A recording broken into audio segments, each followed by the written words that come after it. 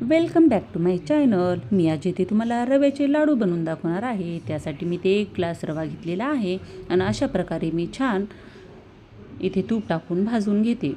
एकदम मंद आचेवरती भाजून घ्यायचा, त्यामुळे आपले लाडू छान बनतात आणि टेस्ट पण भारी लागते। पहा, अशा प्रकारे छान आपला इथे रवा भाजत आलेला आहे।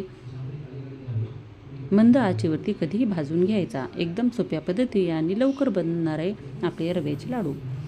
नंतर रवा भाजल्यानंतर मी काढून घेते। नंतर त्याच कढईमध्ये मी अर्धा ग्लास साखर घेतलेली आहे, कारण 1 ग्लास रवा घेतला होता, त्यामुळे अर्धा ग्लास साखर घ्यायची आणि 1 ग्लास पाणी टाकून घ्यायचं।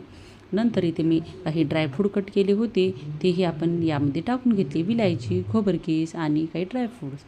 नंतर इथे पाक बनवायला ठेवला होता, तोही छान बनत आलेला आहे। कधी एकतार पाक नाही करायचा, अशा प्रकारे बनवायचा। एकतारी पाकीची गरज नसते या रव्याच्या लाडूला, आणि गोड पण जास्त चांगले लागत नाहीत आणि पाक पण आपल्या रव्यामध्ये मुरत नाही, त्यामुळे अशा प्रकारे बनवायचा। अशा प्रकारे चिकट झालेला आहे। नंतर मी ते छान थोडा थोडा करत या रव्यामध्ये टाकून घेते। थोडा थोडा करत टाकायचा, कारण यामुळे काय होतं, रव्यामध्ये आपला पाक छान प्रकारे मुरतो आणि लाडू एकदम छान बनतात। अशा प्रकारे छान एकदा मळून घेते।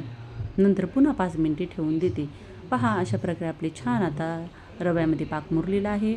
नंतर मी याची गोळी बनवून पाहते। पहा, छान अशा प्रकारे मुरलेला आहे।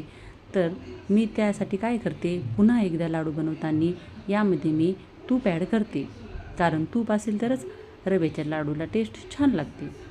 इथे मी तूप टाकून घेते आणि पुन्हा एकदा छान मळून घेते। अगोदर तूप टाकलं तर काय होतं, रव्यामध्ये पाक मुरत नाही, नंतर टाकायचं पुन्हा। पहा, अशा प्रकारे छान मुरलेला आहे आणि मी लाडू बनवून घेते। एकदम छान बनतात, सोप्या पद्धतीने आणि लवकर बनणारे आपले रव्याचे लाडू। अशा प्रकारे मी सर्व लाडू बनवून घेते। 1 ग्लासचे कमीत कमी 10 लाडू बनतात। तुम्ही अशा प्रकारे लाडू नक्की ट्राय करा। कमी वेळेमध्ये आणि छान एकदम टेस्टी बनणारे आपले लाडू।